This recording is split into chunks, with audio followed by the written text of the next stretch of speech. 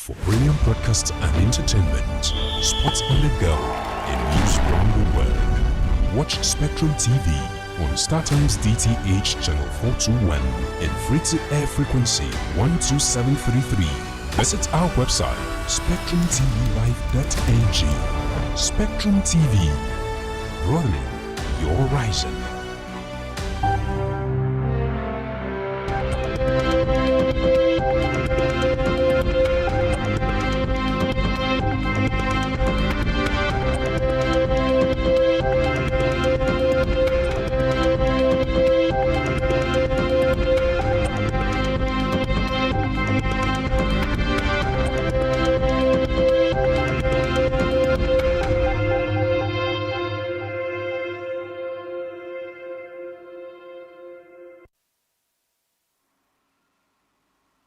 Hello and welcome to Spectrum TV News at 4. I am Francis Oyima Edet, coming to you live from Uyo, the capital city of Akwa Ibom State.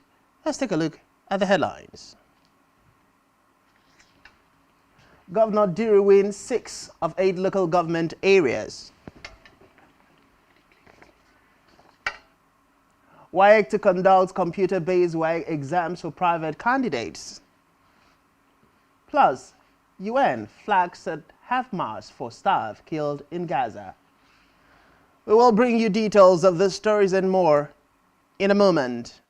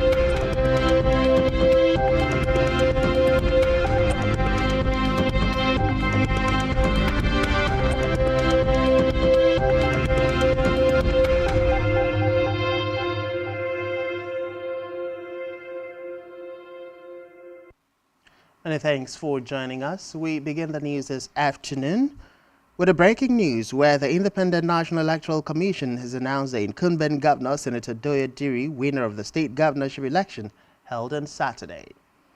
The state returning officer and Vice Chancellor, Federal University of Technology, Mina, Professor Kuta Farouk, made the announcement at the Professor Mahmoud Yakubu Media Center, INEC, Yenagwa, Bayelsa State. The incumbent governor Diri won the election in 6 of the 8 local government areas of the state, while his closest rival and candidate of the All Progressive Congress APC, Temipriya Silva, won only 2 local government areas. The local government areas won by the PDP candidate include Kolokuma, Opokuma, Obia, Yenagwa, Sangbama, Nembe, Ekeremo, Brass, and Southern Ijo, while Sylvia of the APC won Nembe and Brass local government areas.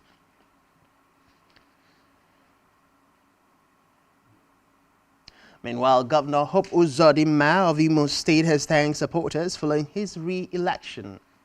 Uzodinma became the Imo governor in 2020 after the Supreme Court nullified Emeka Ihedioha's victory. The Independent National Electoral Commission, INEC, had declared the All Progressive Congress APC candidate as the winner of the Imo governorship election after he cleared all 27 local government areas of the southeast state. He said the latest victory shows he won the Imo governorship election back in 2019, but was not granted the opportunity until the Supreme Court came to the rescue. In a related development, former President Muhammadu Buhari has congratulated the All Progressive Congress governorship candidates of Imo and Kogi State, Senator Hope Uzodinma and Usman Ododo, respectively, on their victory at last Saturday's election. In a statement by the spokesperson of the former President Garba Shehu Buhari thanked the people of the two states for reaffirming their confidence in the nation's biggest political party. Recall that the Independent National Electoral Commission INEC affirmed Uzodimma's re-election, having won in all the 27 local government areas of the state. In Kogi, the candidate of the APC, Usman Ododo, was declared the winner of the election by the electoral body with 446,237 votes.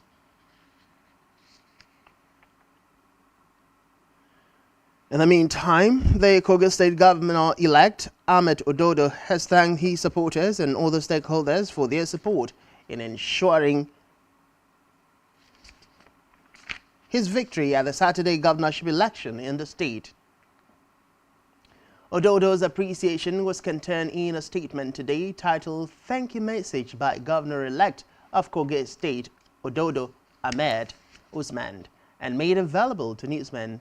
According to the statement, the governor-elect pledged that his administration would foster unity and a united and prosperous community of Kogi citizens with a common destiny.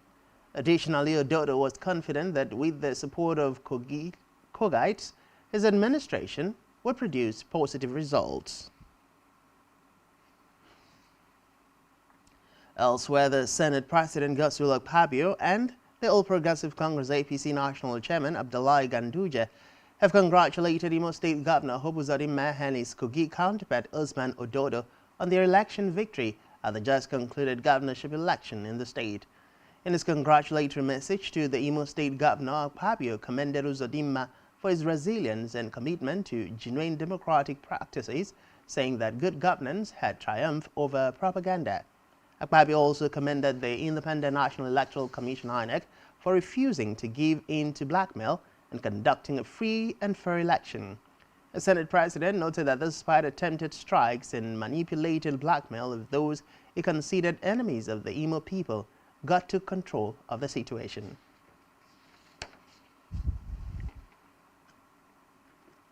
Meanwhile, the Senate President Godswill Akpabio says of the three arms of government, legislators are the most misunderstood and attacked by Nigerians. According to him, Nigerians blame lawmakers for everything, including things not directly under their control. The Senate President, represented by the Senator representing Ogun Central, Shaibu Salisu, said these are the 100th birthday colloquium of a Second Republic lawmaker, Senator Kunle Oyero, in Abeokuta, Ogun State. To the first citizen of Nigeria known where the President of the Federal Republic of Nigeria, Bola Ahmed Tinubu, has prayed for God's guidance after partaking in the Lesser Hajj in Saudi Arabia, saying his prayers encompasses Nigeria's progress and the well-being of humanity. The President, who recently attended the Saudi Africa Summit in Riyadh, shared insights into the nature of his supplications while fielding questions from the press.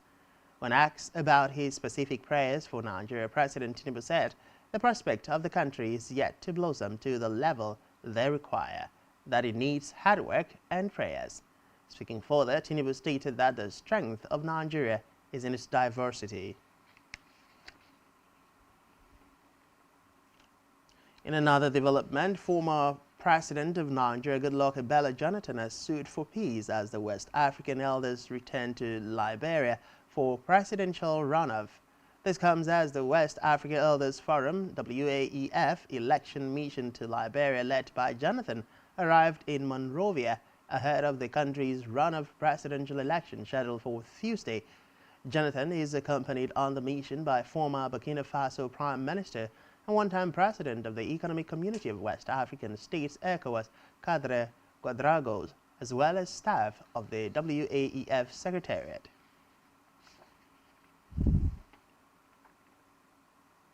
Away from that, the Minister of State for Defense, Bello Matawalle, has said that the federal government has achieved a lot in the fight against oil theft.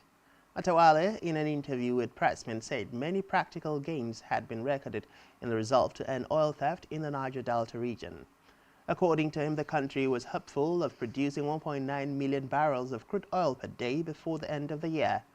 The defense minister said the administration of President Bola Tinubu had invested heavily in modern weapons and equipment to equip the military to bring an end to all forms of crimes, including banditry and oil theft.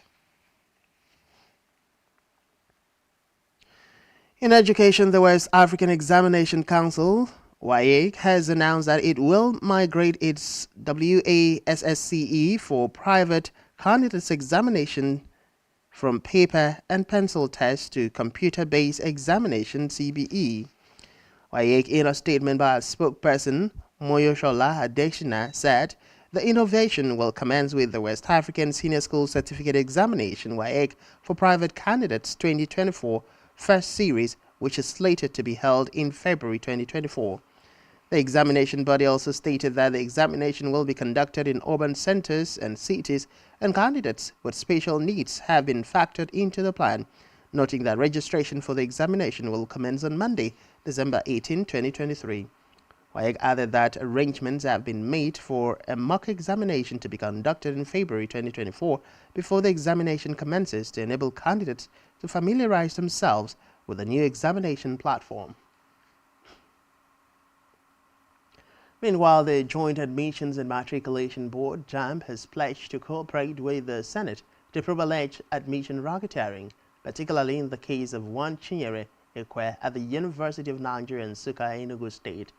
The JAMB Registrar, Professor Ishaq Oloyede, made the pledge in Abuja during this year's Customer Service Week of the board. Oloyede said JAMB welcomed the Senate probe, noted that the examination body was grateful that the Senate chose to invite it to speak to the issue. Recall that the Senate had on Wednesday resolved to investigate allegations of admission racketeering in universities, following a motion by Senator Onyeka Nwebonyi, representing Ebonyi North.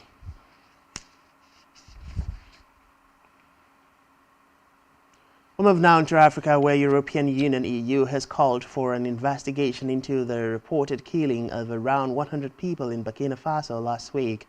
The EU Foreign Policy Chief Joseph Borrell, in a statement, said around 100 civilians, including women and children, were killed in a massacre. Reports say Burkina Faso is trying to contain a jihadist insurgency that spread from neighboring Mali. The military government has been allegedly forcing civilians to join the fight against the Islamist group, who are said to control about 40% of the country.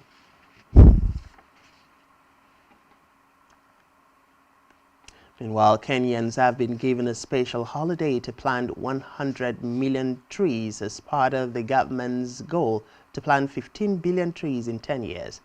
The Environment Minister, Sopan Toya, said the holiday allows each and every Kenyan to own the initiative of planting at least 2 seedlings, leading to the 100 million target.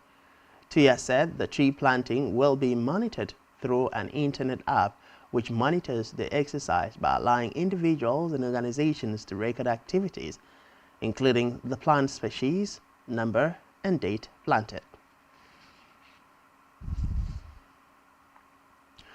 On a foreign scene, flags flew at half-mast at UN compounds across the globe today as staff observed a minute silence for the more than 100 colleagues killed in Gaza during the Israel-Hamas war. The blue and white United Nations flag was first lowered at 9:30 a.m. local time at offices in Bangkok, Tokyo, and Beijing, and later other UN offices followed. Recall that the UN Agency for Supporting Palestinian Refugees, UNRWA, announced on Friday that 101 of its employees had died in the Gaza Strip since the war erupted just over a month ago. Israel has been relentlessly bombarding the Gaza Strip since Hamas fighters carried out an October 7 attack on southern Israeli communities, the deadliest in the country's history. In a related development, President Joe Biden will urge his Indonesian counterpart, Joko Widodo, to take a larger role in resolving the Israel-Hamas conflict in talks at the White House today. The meeting had been aimed at showing unity ahead of Biden's summit with Chinese President Xi Jinping in San Francisco this week, with Washington trying to counter Beijing in the Asia-Pacific region. A devastating conflict in the Gaza Strip will now loom over the talks between Biden, who has firmly backed Israel, and Widodo, the leader of the world's most populous Muslim-majority nation. The U.S. official said this would include the ceasefire issue, but also long-term goals such as a two-state solution after the war and rebuilding the shattered Gaza Strip.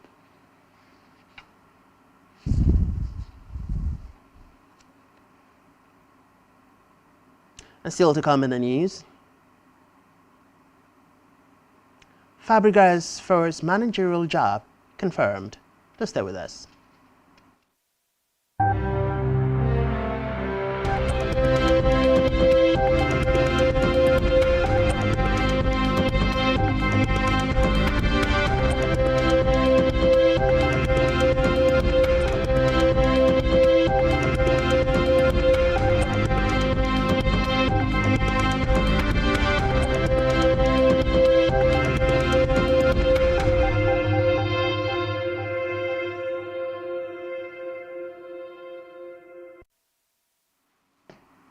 Many thanks for staying with us. We return to wrap up with any stories.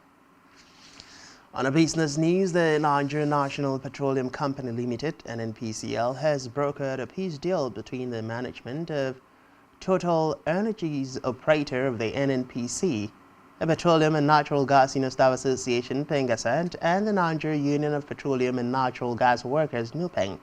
According to a statement by NNPCL spokesman Olufemi Sonoye, the unions agreed to suspend ongoing industrial action, leading to immediate restoration of 275,000 barrels of oil per day production. In a communique issued at the end of a maritime negotiation session chaired by the Executive Vice President, Upstream NNPC Limited, Ori Semiyiwa Eyesa, all parties are committed to resolving all the issues within an agreed framework.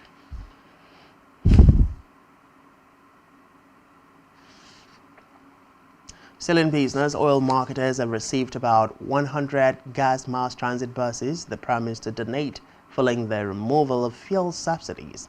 Executive Secretary of the Major Oil Marketers Association of Nigeria, Clement Sung, revealed this to journalists at the just concluded 17th edition of the 2023 Expo of the Oil Trading Logistics Africa Downstream Energy Week in Lagos. He noted that the promised buses had been ordered from Innocent Motors and delivered. Recall that the Depot and Petroleum Marketers Association of Nigeria had shortly after subsidy removal in June called for increased gas investment to provide an alternative to petrol use. We move to health, where the joint health sector unions has urged the federal government to implement the one-for-one replacement policy to address the impact of the unending brain drain in the health sector. The one-for-one replacement policy is to ensure that when a healthcare worker leaves the country or exits the system, they will be replaced immediately. In an interview with Newsman, the acting national chairman of JHESU, Dr. Obinna Obonna, said the policy should be implemented immediately to lessen the impact of inadequate manpower in health institutions. He noted that the policy might not totally solve the brain drain in the sector, but it would significantly ameliorate the current deteriorating situation. Still in health, the Enugu state government says it has vaccinated 220,000 girls against the human papilloma virus HPV to prevent cervical cancer. Executive Secretary of Enugu State Primary Healthcare Development Agency, Dr. Ifeanyiwa Aniosheku, who spoke with journalists in Enugu, said the exercise took place between October 24th and 29th, recording a 66% coverage rate. Aniosheku explained that the vaccination was done in schools, worship centers, and other public places where girls of the age range of 9 years to 14 years were found. Reports say HPV is the most common sexually transmitted infection and is the causative factor of more than 95% of cases of cervical cancer among women.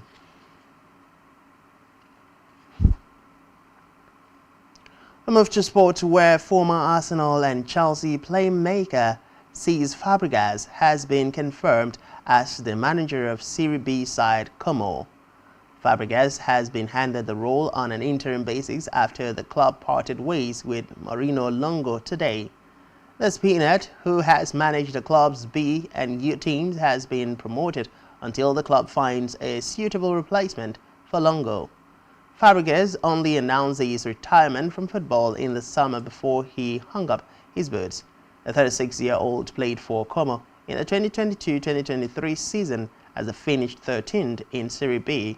Upon retirement, Fabregas decided to take up coaching duties on the Italian side. Still in sports, Egypt captain Mohamed Salah reached 200 goals in English football with a double in second place Liverpool's 3-0 win against Brentford at the weekend. He also became the first Reds player to score in each of their first 6 home matches at the start of a season. Salah broke the deadlock at Anfield with a calm finish into the far corner as halftime approached and headed in a Kotas Simicas cross on the half mark.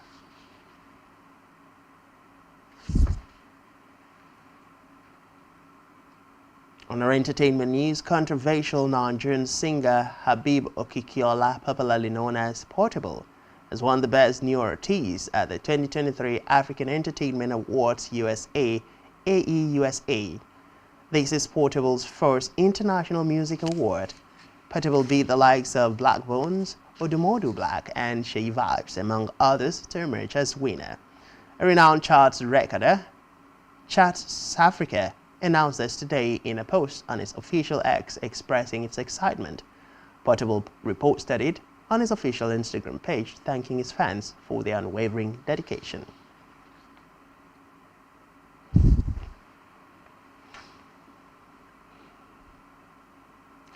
And that's all we have for you this time. Do ensure to follow us on social media and subscribe to our YouTube channel, all of which you can find on our website, spectrumtvlive.ng. You've been watching Spectrum TV News at 4. I am Francis Oyima, Edit. Many thanks for being there and do enjoy the rest of your day.